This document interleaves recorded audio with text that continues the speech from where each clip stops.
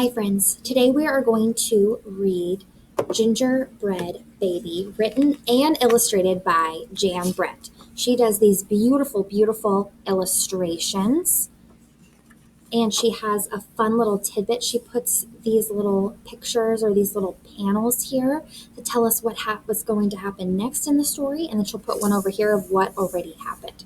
So let's keep an eye out for those during this story. Here we go, kiddos. It was cold outside. It was warm inside. A fine day for gingerbread, Maddie thought. Maddie's mother put the big blue bowl on the table and lit the stove. Maddie took down a worn-looking cookbook with old-fashioned writing on the cover. He opened it up on the page that said, Gingerbread Boy.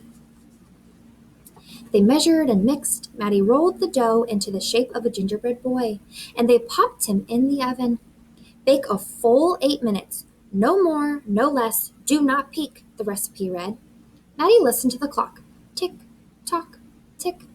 1 minute, 2 minutes, 3, 4, 5. Maddie couldn't wait any longer. He opened the oven door to take a peek. Instead of a gingerbread boy, out jumped a gingerbread baby. Oh no. He pranced around the big blue bowl. I am the gingerbread baby. Fresh from the pan, if you want me, catch me if you can.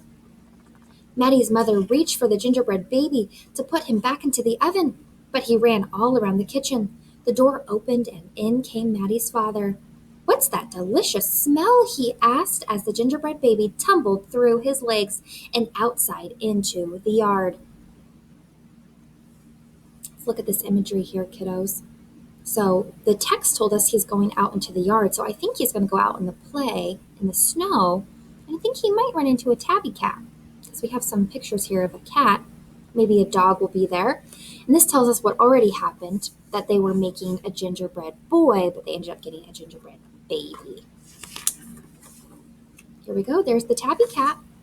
He ran by the tabby cat. She twitched her tail and sprang at him. They rumbled and tumbled, but the gingerbread baby came out on top. He ran towards the garden wall. The dog caught a whiff of tasty ginger and sniffed along behind him. But the gingerbread baby was halfway up when the dog caught him. He barked and barked as the gingerbread baby climbed over the wall. Oh my goodness. Maddie was still inside. He heard his mother and father yelling. He heard a cat meowing and a dog barking. And he heard the gingerbread baby shouting, Catch me if you can. Maddie opened up the worn-looking cookbook for the second time. Meanwhile, the gingerbread baby wheeled on down the path and into the barn. The goats looked up as he somersaulted across their backs. The last one tried to catch him, but the gingerbread baby was too fast. Martha and Madeline were standing by the well when the gingerbread baby stopped to take a drink. They looked at each other and winked. Martha started to talk to him while Madeline tiptoed behind him with the bucket, but they couldn't fool that gingerbread baby. All right, so all of this ruckus is going on. They're all trying to catch the gingerbread baby, but where's Maddie? Where's the little boy? Looks like he's baking. He took a braid from Martha and a braid from Madeline, and he tied them in a knot and ran down the road. Back in the house, Maddie stirred, mixed, and rolled the dough. He shaped it, put it in the pan into the oven. Tick, tock, tick. 8 long minutes. This time he didn't peek. I will catch him if I can, Maddie said to himself. As he was bouncing along, the gingerbread baby saw a farm wagon just ahead. He jumped in and settled down for a ride next to Mama Pig. The smell of gingerbread was too much for her. She tossed him high in the air, closed her eyes, and opened her mouth. But the gingerbread baby twisted in the air and came down hard on her porky snout. I am the gingerbread baby, too quick for the mother and the father, too fast for the cat and the dog, the goats, too clever for Martha and Madeline, too smart for Mama Pig. Who's left? Catch me if you can. Feeling smug, the gingerbread baby strolled along by himself until he came to a bridge that crossed over to the village. Just as he got to the middle, he heard running feet behind him and saw a crowd of villagers ahead of him. The gingerbread baby was trapped.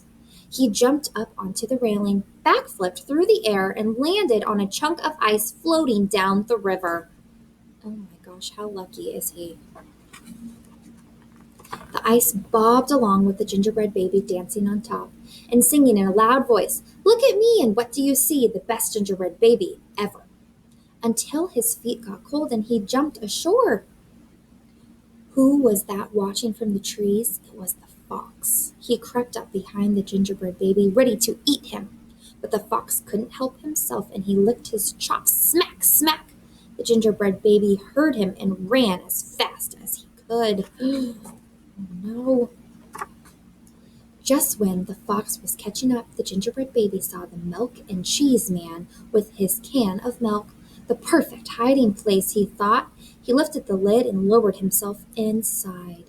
He was so pleased that he sang at the top of his gingerbread voice, "Ha, ha, ha, he, you'll never find me, I'm the gingerbread baby.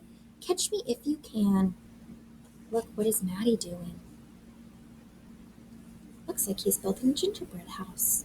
I wonder why.